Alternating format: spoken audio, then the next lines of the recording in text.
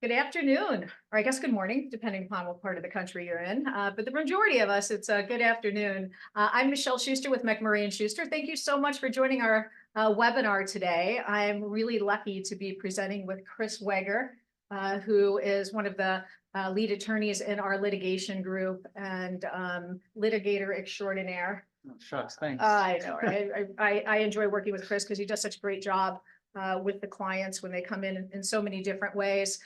Today, we're going to be focusing on that area of litigation, and we are getting a lot of questions right now about litigation and putting together a defensive posture now before some of the new regulations take effect that we'll be talking a little bit about today. This is being recorded, and it will be available on our website sometime in the next week. So feel free to go ahead and check there if you want to have an encore performance to view. In case you forget us, when you download this, we'll have our pictures there for you. A disclaimer always when we're giving webinars that while we are lawyers, this webinar is meant to be informational and it doesn't provide specific legal advice to anyone that's on it. Every situation is obviously very unique and requires an analysis to be able to reach legal conclusions. So let's go ahead and get started. I think right now it feels like, as I'm working with clients, that things seem to really be heating up, that plaintiffs' attorneys have gotten a lot more aggressive. Filings continue to escalate, and I think it's really a foreshadowing of what's to come. I think 2025 will be a record year for litigation in this area. So what kind of trends are you seeing, Chris? Sure, no problem. Before we get started on that, I kind of, with all the changes that are happening, the thing that I've noticed is that, everybody's focusing on the new things, and it's helpful sometimes just to step back and look at the framework that we're working in under the federal standard, under the TCPA, and to a lesser extent, the TSR. So kind of the high level background, where things have been and even where they're still going, but with the new spin on it, under the TCPA, really an area that's a hot area is the pre-recorded voice issues. And it's important for everyone to remember that pre-recorded voice, it's not just the classic, IVR, outbound IVR, where there's a message plate. That also extends to, to things like soundboard. And we're seeing a lot of traction now with AI generated voice as, kind of the next iterative improvement over soundboard technology. And clients have consistently been asking, is this AI generated voice considered pre-recorded artificial voice for purposes of the TCPA? And all authorities are pointing to the answer to that being yes. There is a distinction when, there is AI generation for text messages, and typically the authorities on that is saying that if it's generating text, as in a text message or a chat feature, that doesn't fit within there. But when it's actually an audio voice sound, that is the issue. And as it has always been, is that, pre-recorded voice, depending on, where it's delivered, cell phone versus landline, and the content of the message, whether it is informational or marketing messages, there is consent requirements that go along with that pre-recorded voice. So that's what we're seeing. And again, since Facebook, the trend has been, although the Supreme Court was not clear and had that footnote that has kind of caused some confusion. About. I don't think the footnote created any confusion, just for the record. Yes. The footnote was referring back to our amicus brief, so yes. I thought it was pretty crystal clear, but okay, so right. Most of the industry does think it's well, to the extent that there was uncertainty, right.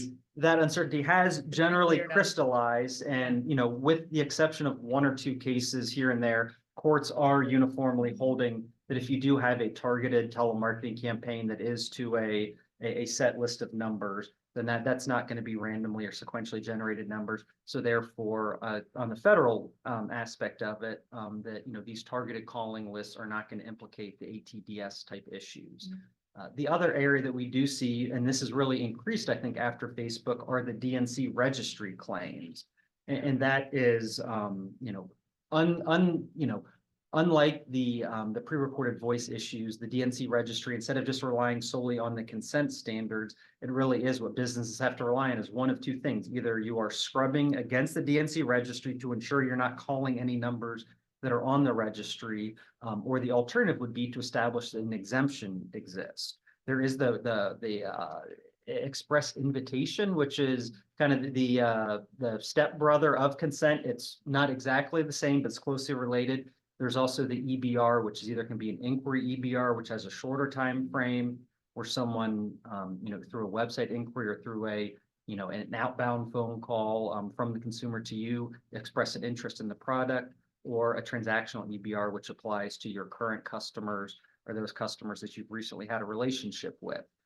And because Chris knows this in his sleep, because these are issues that he literally is addressing every day. For those of us that maybe like to have a little bit more of an infographic, this is available on our webpage. There's going to be a QR code at the end of this presentation where you can go and download it. And it goes through this exact analysis, starting with whether it's a call or a text, or if you need to have prior express written consent for that regulated technology, or if you need the prior express invitation for do not call. So it goes through all of those through a flow chart, which I think is really helpful when you're trying to figure out which of these laws your campaigns are implicating. And I would also say that one of the questions we got in advance of this webinar was, Michele and Chris, can you please clear up for me where the B2B calls come into these different regulations? So I think maybe just kind of level setting here from the beginning to talk about just in general, B2B calls do apply to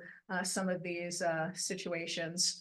And that would include if you are using, and the technology that Chris talks about, I've kind of gotten lazy and I just start calling it regulated technology because we are talking about the ATDSs, the pre-recorded messages, the AI, the outbound IVR, soundboard, all of those kind of types of dialing platforms that the FCC has started to regulate. And so, for those regulated technologies, if you are calling to cell phones, then that is going to have a B2B application to it. So just kind of level setting from the beginning.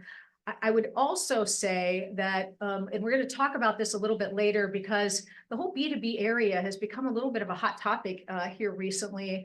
And whether you have to scrub against the do not call list for B2B calls. So we'll get a little bit deeper into that, but it's definitely one that's worth the discussion based on recent litigation. Sure. And I do see we have a question down here about the 1 or 2 cases that are outliers.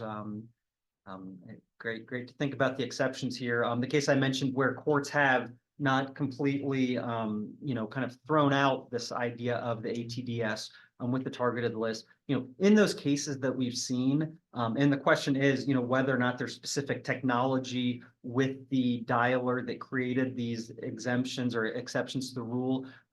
In the case that we saw, they have been decided on the motion to dismiss stage, where the courts in those cases basically said, we are not ready to, without looking to the specifics of the dialer, to go into that. So I don't think that it was an issue where, there had been expert testimony and figuring out there's a specific iteration of this dialer, where there was a problem. It was more of on the pleadings, the court wasn't ready, to dismiss the case. So I would chalk that more up on, just a difference as opposed to a in-depth inquiry that caused those outliers to be the case. Yeah. One of those was in Colorado, and I went back to see what happened to that case. It ultimately did settle, so we never did get any type of case precedent from that. And, the courts are required on a motion to dismiss to review the pleadings and accept all the pleadings that the plaintiff has presented. So basically the complaint as true. And so it's a very low bar for the plaintiff. We didn't see a lot of other jurisdictions picking up on that case in Colorado, and that was not a fully litigated, decided case.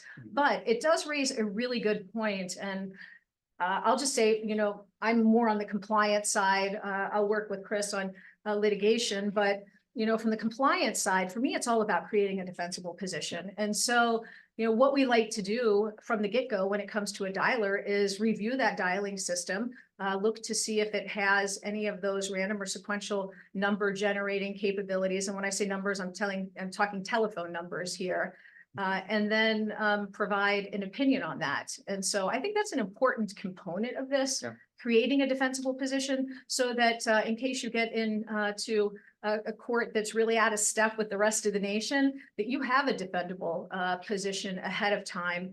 I just think it's a really smart way to go, and having a dialer opinion. If it's not your dialer, then requesting that from the platform that you're working with. By now, I can tell you that's a pretty common request that they have.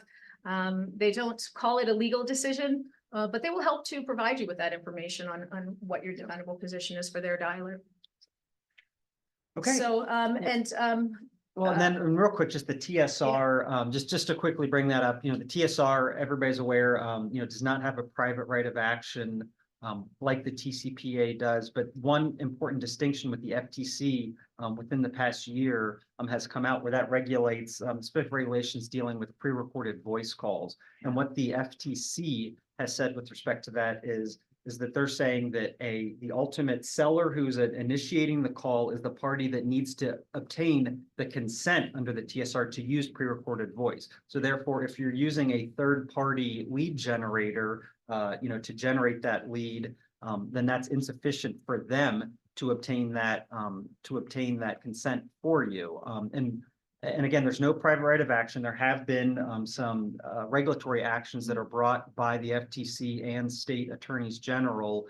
But so it is one of those instances where we don't see the volume of actions related to it. But the one other item that's of particular interest here is that there is an aiding and abetting standard under the TSR, which means that unlike the TCPA, where generally speaking, it's the call initiators and those involved in the actual calls as opposed to lead generators that can be brought under the purview, the FTC has taken the position that those lead generation websites, even if what they're doing is selling lead data, that they could be subject to the aiding and abetting standard, and they have taken enforcement action against companies that are solely engaged in lead generation. And their characterization is, when you have these multi-seller lead forms, they're calling them lead generation mills, where you're getting consent for pre-recorded message calls for a long list of sellers, and they have been taking action against those publishers.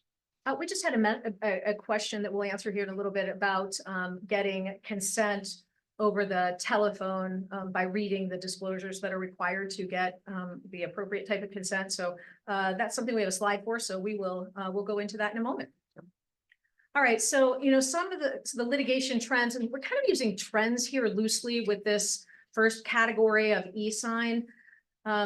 As most of you probably know, when the FCC came out with their new one-to-one consent rule, closing the lead generator or generation loophole, as it's been dubbed, one of the things that they mentioned in their rule was that when they said that you could get consent by using e-sign, and the reason that you need e-sign is because the type of consent for the calls that we're talking about are required to be written disclosures to the consumer that are signed by the consumer. And so that's why it implicates e-sign.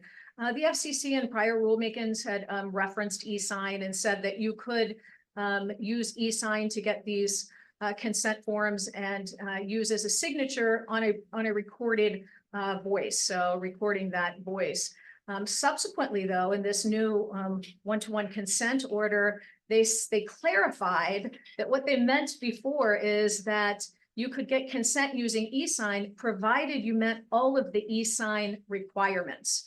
And so we'll go into this a little bit more, but the reason that's a trend that we're seeing is, and Chris, you can probably even talk about this better because I know you're having these conversations with plaintiffs' attorneys now. What are they saying about e-sign? Yep, it is. When I'm having other phone conversations with some of the most prolific TCPA plaintiffs' attorneys, whose names I'm sure is familiar to all of us, that is something where they're consistently bringing up, as an argument where I say, look, we've got evidence of consent here. They're pushing back immediately and saying, oh, but this doesn't fully comply with e-sign, so therefore I have a cause of action. So, we're reviewing cases as they're filed. We haven't actually seen cases filed yet, but it's definitely on the radar of plaintiffs' counsel where they feel, in these conversations, they're previewing that this is areas that they're looking at, and they intend, to pursue either as a standalone cause of action or, in connection with, their kind of more traditional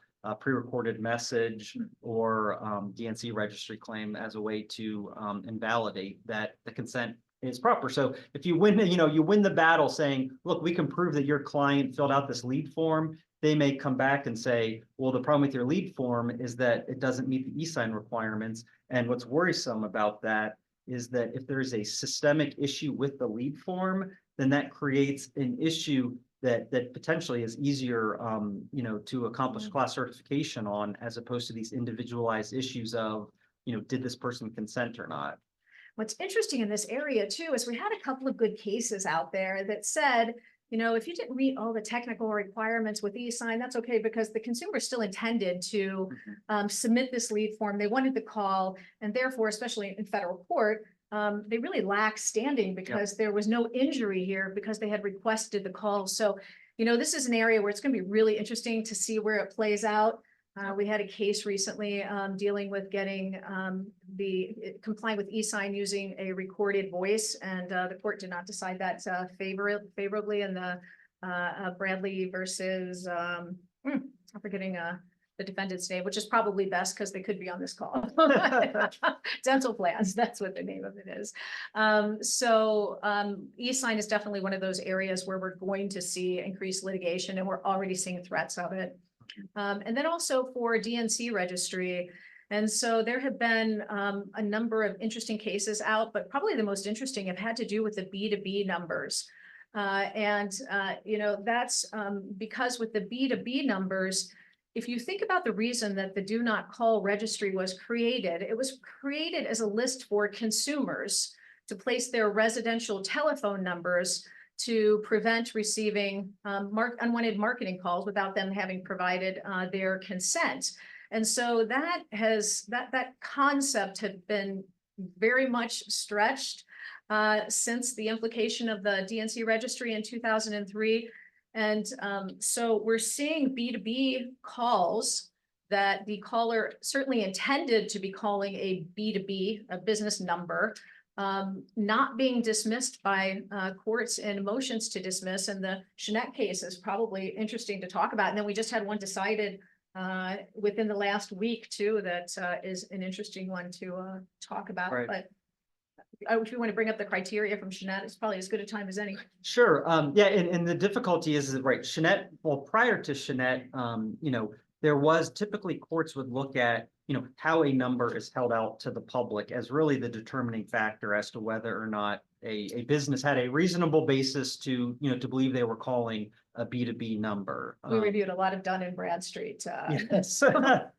information that was submitted to us on these types of cases. Right. And then in Jeanette, the Ninth Circuit, and this has been within the last year, kind of flipped that on its head. In the Jeanette court, the Ninth Circuit stated that if a number is registered on the DNC registry, that creates the presumption that it is a residential number, and regardless of, you could point to 100 websites where it shows that, hey, this is advertised as a business number. That is the presumption. And then they had a 5-factor test that then the defendant had the burden of establishing in order to rebut that presumption. Some of those factors were along what we're talking about. How is the number held out to the public? How is the number registered with the phone company? Is it registered as a residential number? Is it registered as a business number? But one aspect of there that was really difficult was how the person actually uses the number. Does that individual, when they're on, say, the cell phone, right, that they're using as their business number, are they making a majority of their calls for business purposes or personal purposes? And that becomes a difficulty because on a motion to dismiss, when you're just relying on the pleadings, a defendant's not in a position at that point in order to say, here's how this person's using their phone, because they necessarily don't have that knowledge. But kind of as the screw turns, there was a recent decision within the last week that actually relied on Jeanette and actually turned into a positive development. And I don't know if Michelle, you want to talk about that, or I can? Sure, happy to. Because I've always said, what's only fair is to look at what the purpose of the call was. Yes. For me, from a regulatory standpoint, I always thought that was the most important thing. Regulators did not agree in the Jeanette case so much, and the presumption definitely went towards, if it's on the DNC list, it's a residential number. And so this case in Payne was really interesting. Because, and this also was from the Northern District of California, and so same district as the Jeanette case.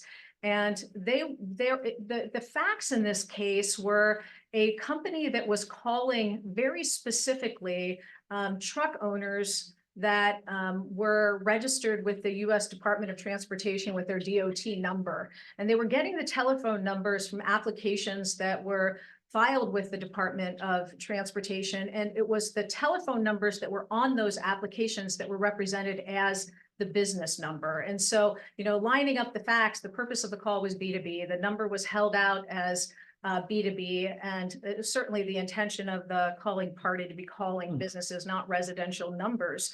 But the court went through that Shinet analysis again. And what's interesting about this is the court looked at the posture of the case from the standpoint of what kind of discovery could be obtained. Could they start with the class discovery or not? And the court looked at the case and said, the issue here is for the plaintiff, it's an individual inquiry as to all of those factors that Chris just listed.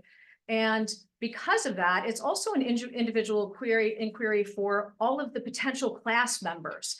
And as I'm sure you've heard us talking about what's required for a class action, one of the elements is that, that lead plaintiff has to be representative of the class, and the typical claims within that class must permeate. But if you think about those Shinet questions and those that were brought up by the court in this, Payne was the plaintiff, Payne, but it's certainly a great name for a plaintiff. There's some good plaintiff names lately.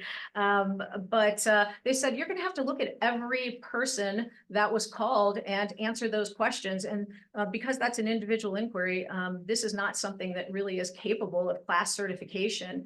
And so plaintiff didn't necessarily lose on the issue, but it did mean that plaintiff's attorney was not going to be able to certify a class. Right. So it was a win. Yeah, and what's especially beneficial on the defense side about that decision is that it was a motion to decertify the class that was filed within a month of the complaint being filed before any discovery occurred. So it really was the court saying, as a fundamental issue, Shinet is incompatible with class certification. Now, I say the one caveat I put on that is that with this individual plaintiff in the source of the calls, there was a good story that this came from the Department of Transportation website. So I think under that scenario, the court said, discovery can't fix this. Yeah. But, I do think that there are probably scenarios where if the source of the, believed to be B2B numbers is not as strong, that maybe a court could say, in that instance, an expert could opine that these numbers are all likely going to be residential. So I do think that that's a wonderful decision,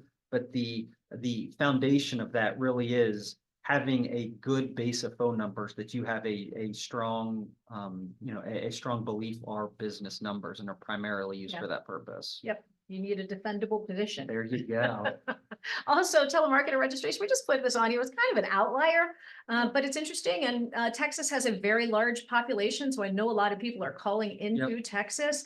And Texas does have a telemarketer registration requirement. And what's unique about the Texas statute is that there is a private right of action, and not aware of any other state that has a private right of action for telemarketer registration. It's generally something that the state attorneys general would throw in, and usually as an add-on claim for other violations, like not having the proper consent for regulated technology, or exceptions to call somebody on the do not call list. So if you're calling into Texas, it's really important that you, as a seller and also as a telemarketer, look to see if you're required to be registered in Texas. And if not, it's worth either stopping calling or registering as quickly as possible. And there's a statutory penalty associated with that, which means similar to the TCPA, then that can stack damages. I think it's pretty large too. I don't recall what the number is. I believe it's 5,000. I was going to say 5,000. Yeah, it's definitely more.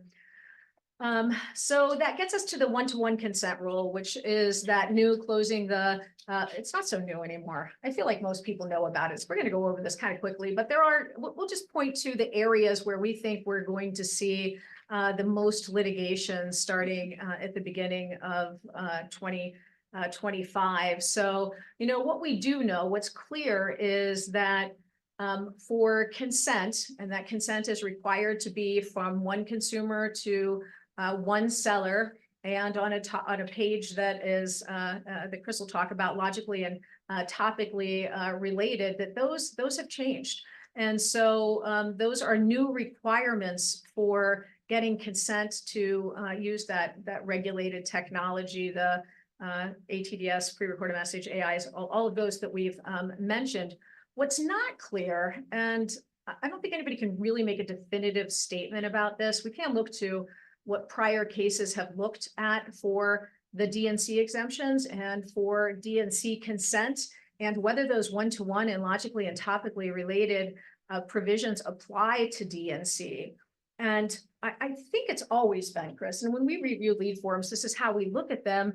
You know, even though they haven't been required to be logically and topically related or one-to-one, we always look to see if the lead form clearly and conspicuously provides the language and puts the consumer on notice that they're going to receive a telephone call as a result of submitting this lead form. So, you know, there's a bit of that already in what's required for DNC.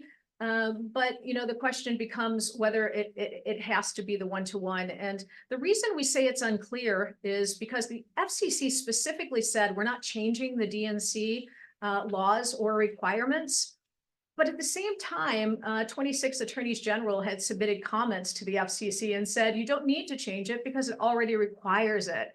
And so regardless of what the actual state of the law is in this kind of muck that was created, I can guarantee you, and I bet you can too, that there are going to be plaintiffs' attorneys that will start forcing this issue. So again, while it's unclear what kind of changes specifically will be there, it's an area we got to pay attention to and make sure that we feel good about our consent forms and would be able to defend those. Also, what came out that was new and really started with the FTC before the Federal Trade Commission, before the Federal Communications Commission, the FCC, is this concept that a lead generator cannot get consent to place telephone calls to the consumer when they're getting consent, because consent is from the consumer to the seller. And when you look at the language for consent, it specifically references seller and the telemarketing sales rule that the FTC enforces, and some similar language in the TCPA. And so you know, the consent for the seller and not the lead generator is certainly an area that we're going to see increased litigation. This can be if the lead generator is calling to pre-qualify for call transfers. That's probably an area where we're going to see issues. Other areas that you think are worth mentioning? No, that's really it. And I think we're going to get into this later, but that's the big question where, you know, we have clients that operate their lead generation websites and they say, aren't I providing an independent service to this consumer so I can get consent for myself, then place the call, match them with the seller, and either then transfer the call or get consent for that seller. And that's the issue, and we'll talk about it later. There's some interesting issues related to that, and to what extent that would be, you know, a lead generator would be able to do that. All righty, so that takes us to the third-party landing page and the solutions. Chris, now that I've laid out all the problems from a litigation perspective, what do you see as the solutions? Yeah, there's a number of different you know, ways that we can go. And the first thing that we've talked to clients about, and a lot of questions that have been raised, is you know, to get around the one-to-one consent. And a lot of times, right, where the problem is coming up is, you know, where you are either a third-party publisher that's involved in an affiliate network or working with a number of sellers, or even if you're a seller that is utilizing third-party lead data to call on. So it affects both parties, but the issue then comes in where the lead form isn't necessarily branded and captive towards one caller. And quite frankly, a lot of times this comes up in instances where it is when the lead form is submitted, it's not necessarily possible or practical for the lead generator to know what seller that consumer is going to be matched with.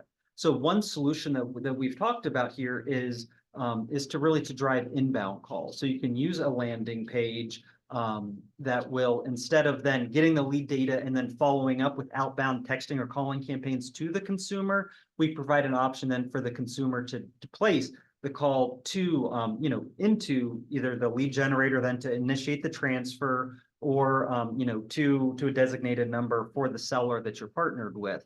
And really, that is becoming more of a feasible option, due to the fact that more and more consumers are using their cell phones, to browse on these websites. And you can have since they're using their phone, you can have a click to dial feature where, once they complete the lead form, they can click the button and that will then initiate the call from their device. And it's even possible to, perhaps as a risk mitigation process, you could even identify which users are accessing your website on a mobile, on a mobile platform, and offering that click to call just for those consumers. So this one's on a desktop where maybe click to call isn't as realistic of an option, in order to do that. So by driving inbound calls from consumers, that eliminates this consent issue, that could be a problem. The other item is, the FCC in its one-to-one consent, they were clear in their order from our reading of it that the rules only apply to calls where consent is required. That there was language in there in one part, I'm going to paraphrase, where they basically said this doesn't limit a business's ability to call a consumer, with calls that do not require consent. So what does that mean? From the prohibited dialing technology, restricted dialing. Regulated. Regulated. All right, third time's a charm. We like the term regulator. That's better than restricted and prohibited. So, we're talking about pre-recorded voice. With that aspect of it, if you initiate calls that, that we are comfortable with, getting an opinion letter, otherwise that are not using an ATDS, and that aren't using any pre-recorded voice, including AI-generated soundboard, that type of issue, that's a call where consent is not required in the first place. So if no consent is required, the one-to-one consent is not going to apply either. Yeah. That's a great distinction to point out. I haven't heard others really talking about that, but it's a really good point. Right. But the hang up there, of course, is the one we talked on the previous side about what's unclear is there's the other concern that even if you're not using regulated technologies, there still is issues under the TCPA of calling numbers that are on the DNC registry. And that's where that question comes in is, in order to create a DNC exemption to call a registered number, do you need one-to-one consent in order to create that exemption?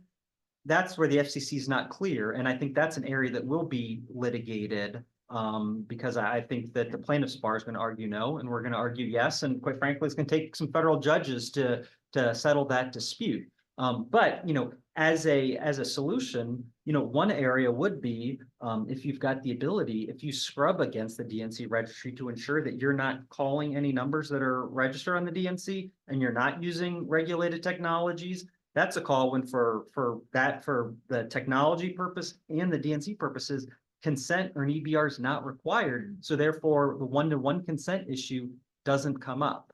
Where we say it's a gray area, if through an analysis and looking at it as a business, if you're comfortable with saying, for DNC purposes, we feel that the FCC order is not strong enough that it expressly requires one-to-one consent for an EBR exemption, maybe that instance where you're saying, well, since we're not using regulated technology, we're comfortable with a marketing partners list or another means in order to create that DNC exemption. Again, that's really a risk call because, again, it's not clear, in our opinion, where that will rest. But, through reviewing the landscape, a business could decide that's a risk that we think is appropriate to take.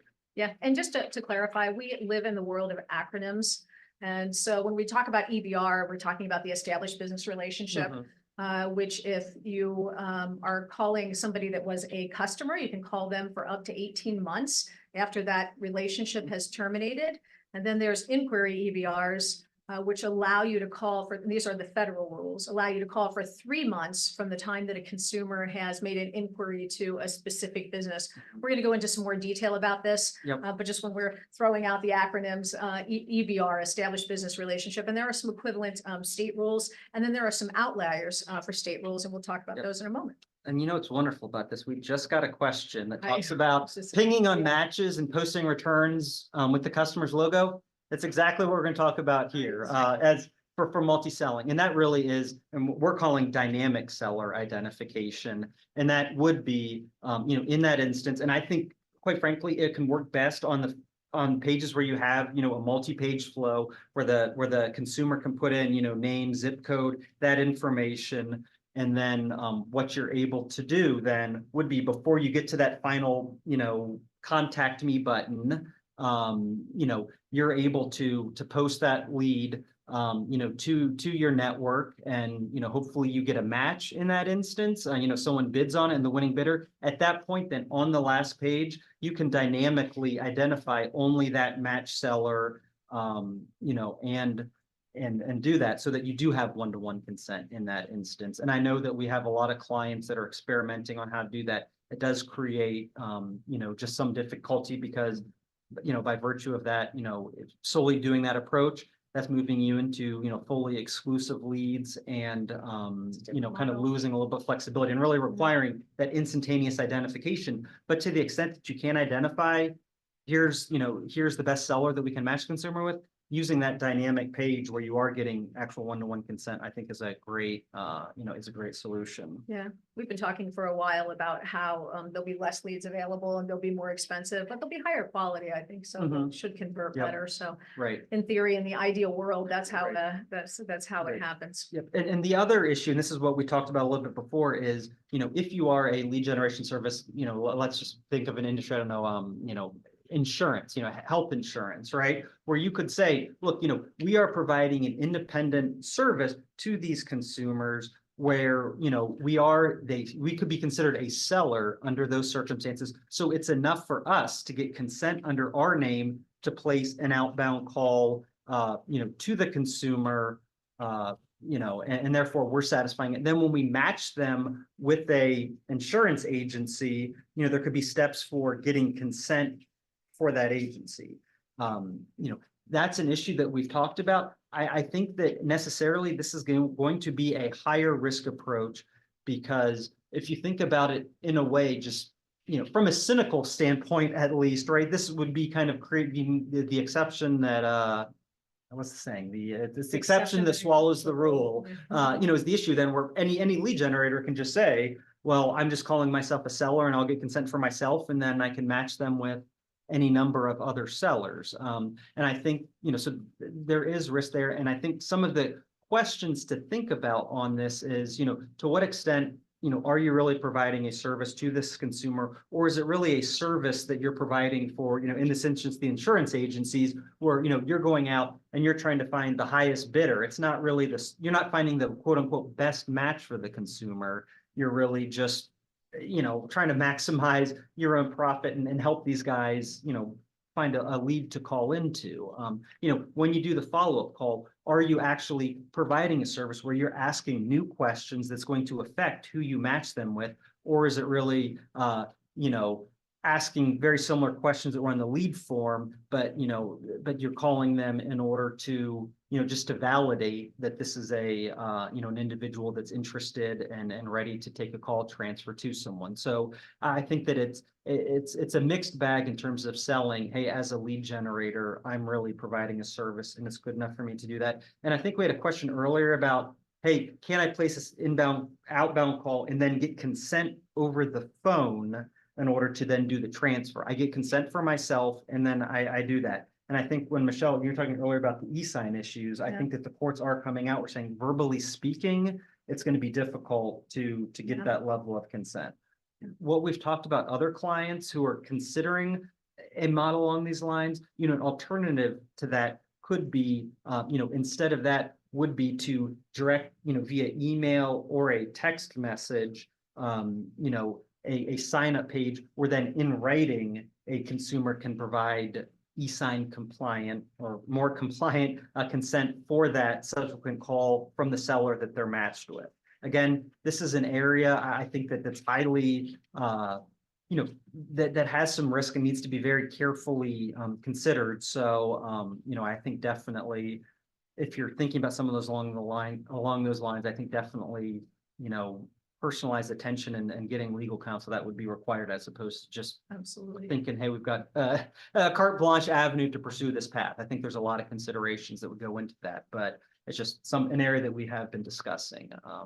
You know, one of the things that I kind of skipped over, and it's probably worth mentioning, and with the discussion of e-sign again, I think it's probably worth us just maybe sharing what we think are some of the better ways to comply with e-sign when we're, you know, as we're talking about these lead forms. And so, you know, the e-sign requirement is that you have to provide the e-sign required disclosures in writing before you can use e-sign to get the electronic signature and to have provided the appropriate disclosures that are being made and require the e-sign. I totally made that way more complicated than it needed to be. But the point is the e-sign disclosures need to be in writing, and then you can give the TCPA disclosures. And so the question becomes, how do you do that without creating so much friction that no one completes a form? And I think we've had some good and practical solutions that are probably worth sharing for some of the ways that we think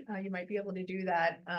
One of those would be to provide a separate landing page potentially with the e-sign disclosures, but have a checkbox that would allow the consumer to check that they have read and understood the e-sign disclosures, and you'll provide those. Maybe include the privacy policy in terms of service or you know, terms of service for using the website there as well, and then give the TCPA disclosure language. So that's, you know, potentially one way.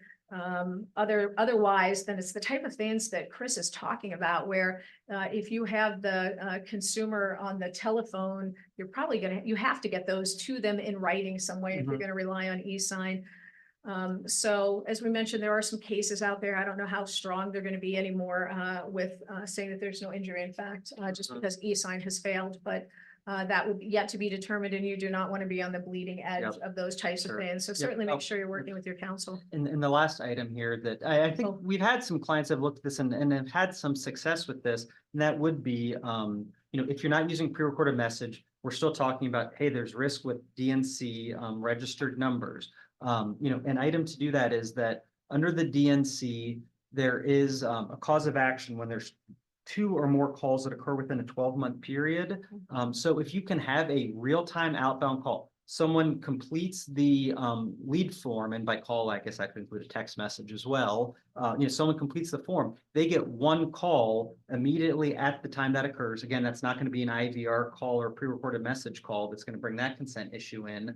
But to the extent that there is that gray area about do not call, if it's 1 call, then that doesn't fit into 2 or more calls that would require that. Again, that's an area though that you have to be very careful about, just because I could see a lot of scenarios with workflows. Somehow more than 1 call is going to occur. If someone fills out a lead form once and then fills the same form out 3 months later, if there's a second call, that raises it. So I think that that's an area that inherently carries some risk and maybe some difficulty in enacting, but that would be another way to operate within the bounds of the new regulations. Alrighty, so talking about the multi-seller forms for one-to-one consent, Chris, what are you advising on that? Well, the FCC order does specifically identify, and they kind of talk about comparison, you know, websites to do that. So I think that that definitely is a way, and I think that you know, where a customer, and I see it being done in 2 different ways. One is on the page, you know, you list, here are, you know, 5 different sellers that you know, that can contact you, you know, as one way to do it, where they can select the multiple ones at that point, or you do the one-to-one consent that you match with the customer. Then you could kind of have a click out page afterwards where it says, hey, there's these additional people too, or, you know, and that could maybe be in the dynamic model where you think you've identified that one seller, but maybe, you know, you don't want to, you know, deplete the effectiveness of getting the sign up for that one seller. Then you kind of have the click out at the end where they can select additional ones, and you can use those, you know, as a backup in case that one doesn't work, and even, you know, kind of market those to the sellers in different ways. So I think there are different ways to implement it, you know, but they're definitely, you know, the FCC does specifically contemplate this will be a, you know, important way to do it. The important thing for us, you know, to mention though, is that repeatedly in that FCC order, it talks about, you know, that consumers have to affirmatively select the different sellers that they want to hear from. And I don't know if there's anything along those lines you want to add, Michelle, or I can. Well, I mean, it's so interesting. I mean, it's almost like the questions have been set up perfectly. They're reading our minds with the slides that are being presented. And so the question becomes, can you use pre-selected boxes? And, this is a question that we've been getting for a very long time in the TCPA area with pre-selected consent boxes that, are pre-selected next to the line that says I give my consent, and then it gives the language that you need for whatever type of consent that you're getting. And so, as Chris mentioned, the FCC was very clear about the consumer affirmatively consenting. So I think it is a risky matter to use pre-selected boxes. But I will also tell you that there are several cases that have addressed this, several courts that have addressed this issue of pre-selected boxes that had favorable language in it, while not a really strong decision that came with it, but some favorable references to pre-checked boxes or pre-selected boxes to provide consent. This is my feeling on this. This is something that we are going to have to make a judgment call on each individual page. This is definitely going to be an art more than a science. Is the form and the pre-selected box, or I also have heard the question, I've had the question presented to me, can we have multiple sellers in the consent form like the FCC said was appropriate, where the consumer had to individually select those. Well, what if we have a select all button? Well, I think there's probably ways we can do these types of things, but it really is going to be a matter of looking at the totality of that lead form and making sure that the consumer really is affirmatively consenting to receive pre-recorded messages or use of an ATDS. The irony of all of this is, I don't think any of the consumers really even know what those things are. Pre-recorded voice, yes, pre-recorded message, but it's become an important thing under the law. So my recommendation to you is work with your in-house counsel, work with your compliance folks, make sure they're reviewing the form, and do not assume that a select all box is going to be a defendable position in the courts. Do you agree? Yeah, you said select all, I think. Or yeah, I'm sorry. The pre-selected boxes, and I think that those are the two solutions. I think that the pre-selected boxes, I think that is a much riskier proposition than I think the alternative, which may not be as effective as, and that is the select all button. Yeah.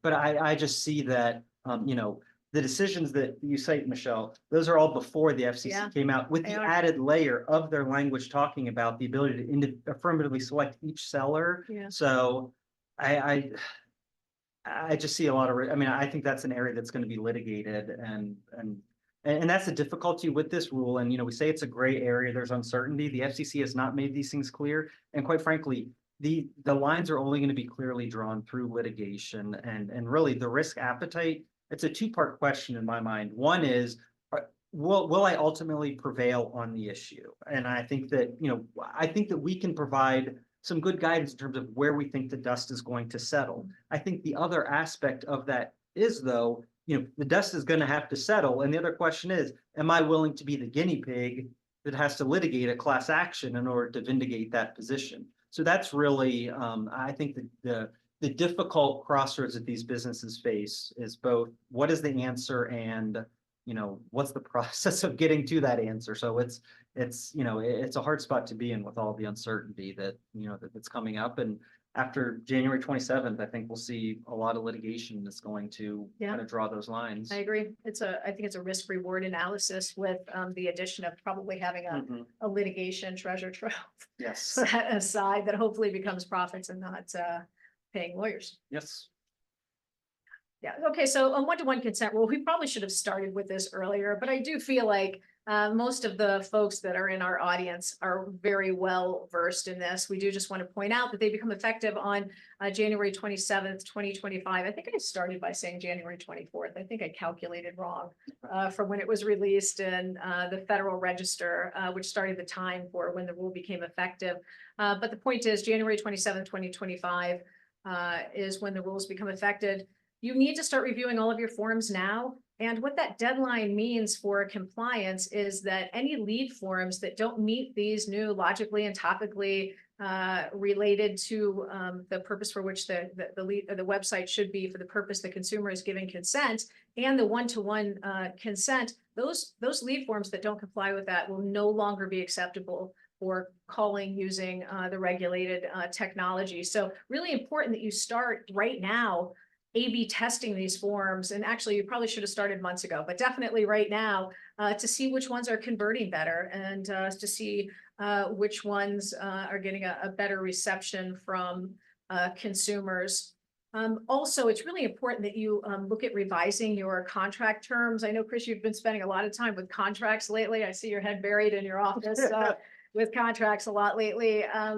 But, really looking at those terms and seeing how risk is allocated and what we say we are or are not doing as we're providing leads and what those leads represent. Do you want to mention anything specifically with contract terms that you think will be important as we look at litigation next year? No, I really think, to me, the issue, everything we've talked about is there are so many different ways to address this. And I think the most important thing, when I talk about contracts, it's really between, a seller and a third-party publisher that's generating leads for them. And it's just important to be on the same page to understand what risk you're willing to take on and what you're not. And that really needs to be clearly laid out, in the contracts, both from a liability standpoint and quite frankly, just to make sure that you're on the same page in terms of, what standards are being adopted and what risks are being accepted with respect to these landing pages. And so, that leads to you trust with the contracts, but then you verify because you then have to review the forms. You need to have your own either in-house counsel or lawyers review those forms to make sure that you feel comfortable with the risk level associated with those. And then make sure you create some standards and audit procedures, document those for how you're reviewing those lead forms. It will become very important that you're consistently doing that and that you can document and feel comfortable that those lead forms are meeting the requirements that you think should. And then, as you're doing that, developing a risk profile. So when we're talking about the risk profile, the risk for using the regulated technology is greater than the do not call risk under these new rules, because that's what changed, even though there's some uncertainty with the DNC.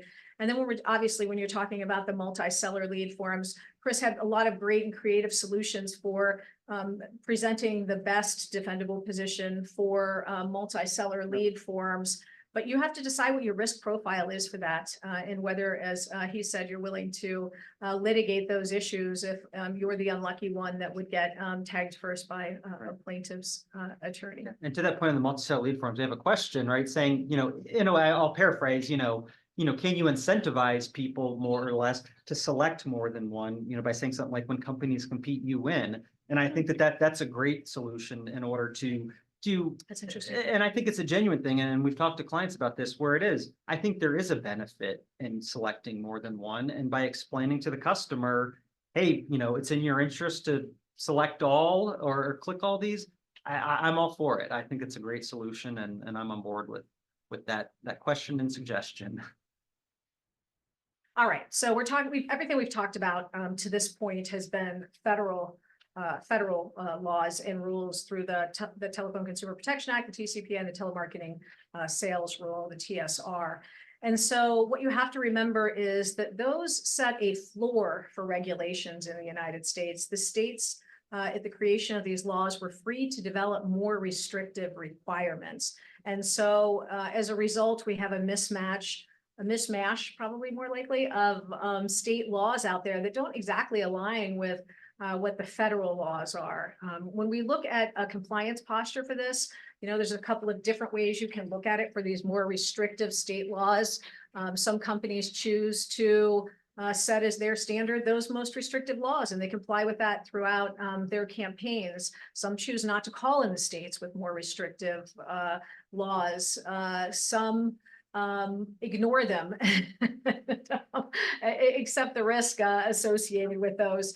The state regulations are something that I'm seeing much more in, or the violations of state regulations is something you see much more in the TCPA complaints in the last couple of years anyway. I think starting 5 years ago, there were a few plaintiffs' counsel that were doing that, but I think that's almost more of a common element of these TCPA complaints that they add in any states that are more restrictive if their plaintiff is located in that state. And so, you know, if it's a class action we're talking about, the plaintiff would have to have standing in that state, meaning they're from that state or the call was received in that state. So, you know, when we talk about the auto dialer restrictions, this is the automatic telephone dialing system equivalent on the federal level. Well, Florida, Maryland, and Oklahoma have picked up on the automated technology, automated dialing systems. And each one of those has a little bit of a different flavor. But if you're calling into Florida, Maryland, or Oklahoma, I was in Sonoma 2 weeks ago. Can you tell? We landed in Oakland. Anyway, but you know, that's something you have to consider. I think that in Oklahoma in particular, there are a lot of exceptions to that rule. So it's definitely worth looking into that. May not cause any additional restrictions for you. Maryland, a little bit more strict, and Florida has changed theirs in a way that few dialing systems probably meet their definition, but there are some attorneys that are still pushing that and are requesting source code for dialers and look for some specific types of source codes to determine if that is dialing in an automated fashion. So worth knowing and worth checking out to make sure that you don't have that issue. Because again, that's one of those issues. Every call to that state would be a violation if you don't have the proper type of consent to make those calls. Also with marketing text messages or calls to cell phones, there are some states that don't have that existing or established business relationship exemption, meaning that you can't call them if a consumer has made an inquiry or if they're a past customer, they have to be a current customer. Wisconsin is a state that has really become aggressive in enforcing this. And how they're catching people is if you are scrubbing against Wisconsin telephone numbers on the do not call list, and Wisconsin uses the National Registry.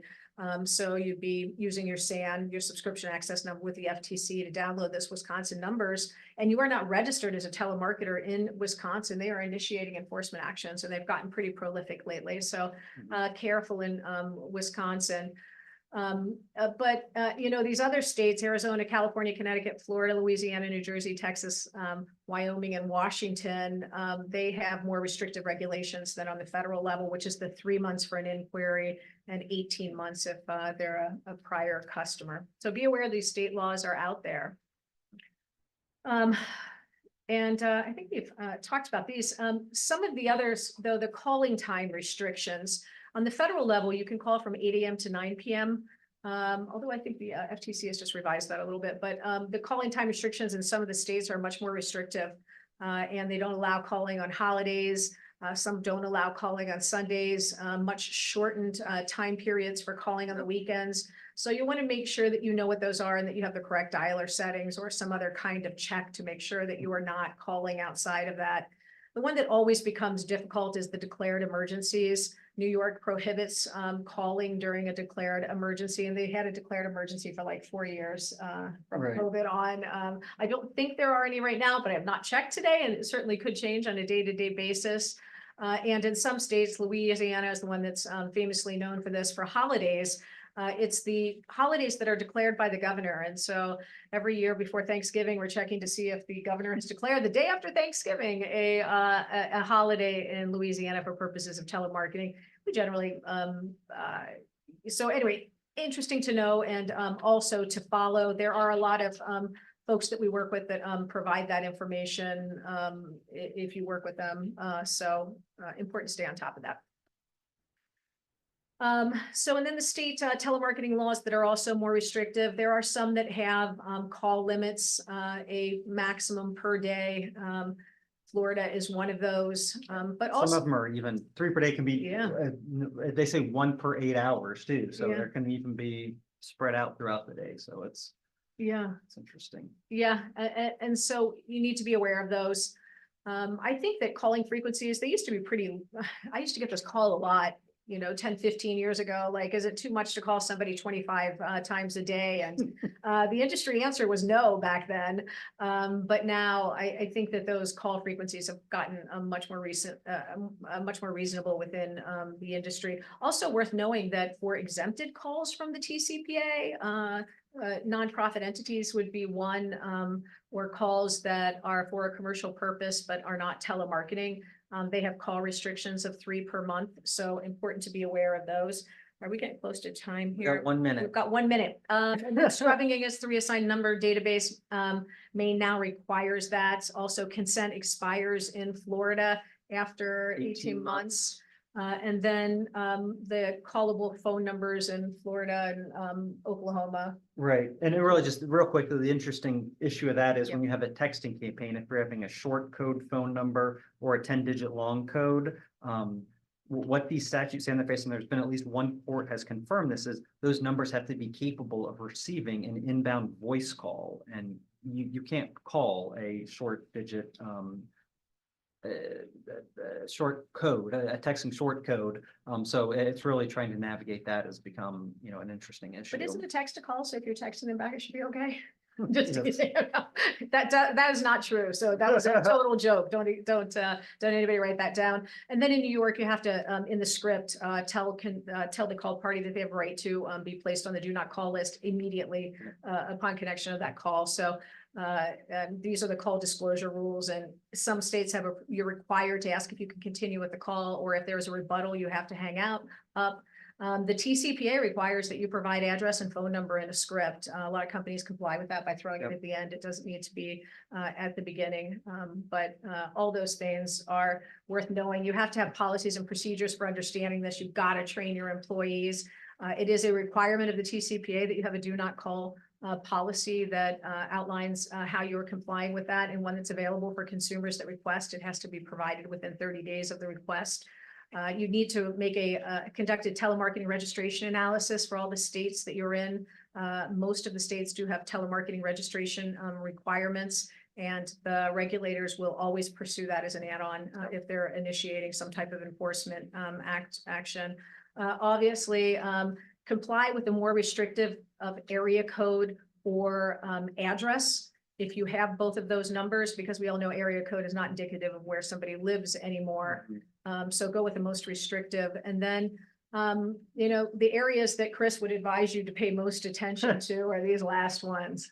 Yep. And this is, and Michelle, you've already raised these points. Really, as a business, you have to consider, do I adhere to the most restrictive standards? Can I vary, my scripting and my dialing by state, or do I remove states from campaigns? It's really, looking at the first and most important thing is to understand, here's all the different varying standards in the states, and then figuring out functionally in my business, what's the best way to adhere to that to the extent I'm selling on a nationwide basis. And then, Questions?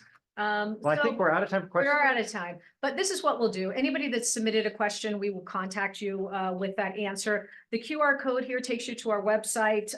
The information that is in flowchart form is on there, so you can download it, and I highly recommend that you do. It's a really extremely helpful and really well done by our attorneys chart. Also, you can get the privacy laws there. We don't even talk about state privacy laws, but this is a very understandable way of looking at the states and what the different requirements are. And while you're there, you might as well sign up for our blog to make sure that you're always up to date with what's happening out there. Thank you so much for joining us. Again, this will be available on our website as a recording within the week. And Chris, it's been fun. We haven't presented together in a while, so thank you. All right, everybody have a great day.